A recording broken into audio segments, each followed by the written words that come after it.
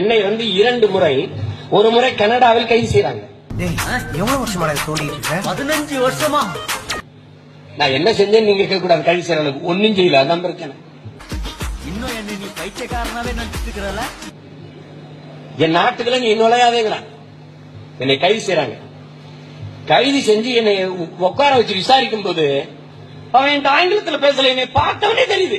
ஒரு தமிழரை கூட்டி வரா மொழிபெயர்க்க. நீ எந்த கம்பெனில வேலை பார்த்த?